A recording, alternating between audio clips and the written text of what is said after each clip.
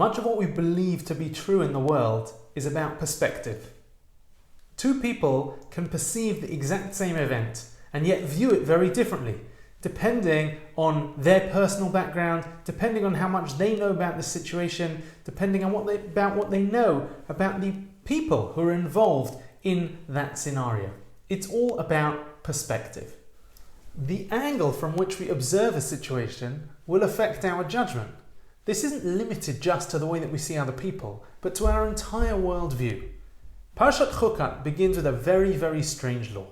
The law of the red heifer, the para aduma, which is required when a person becomes ritually impure.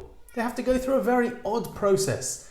They have to use the ashes of this pure red cow. They have to go through a 7-day waiting period, and a priest who oversees the entire process becomes impure as a result. There are a whole load of questions that we could ask about this. Why the ashes of this cow should make any difference at all? Why does it have to be red? How can the same process which purifies one person seem to make another one impure? But the commentaries all answer with the same simple word, chukat, the concept of a chok.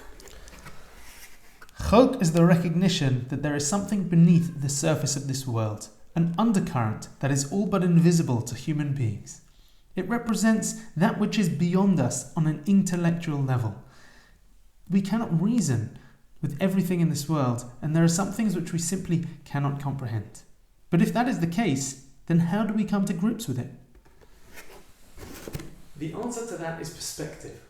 Once we shift our viewpoint to recognize that not everything in this world is quantifiable or measurable or explainable, we allow ourselves to sense something more, to appreciate the beauty of Shabbat, to recognize the energy of a Kol Nidre service, to see the depth of the vast sea of Talmud.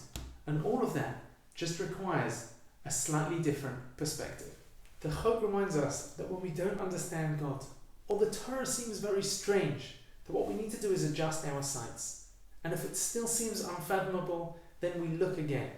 We keep searching, feeling, sensing, and ultimately it will enable us to feel the soft presence of the Almighty in every element of life.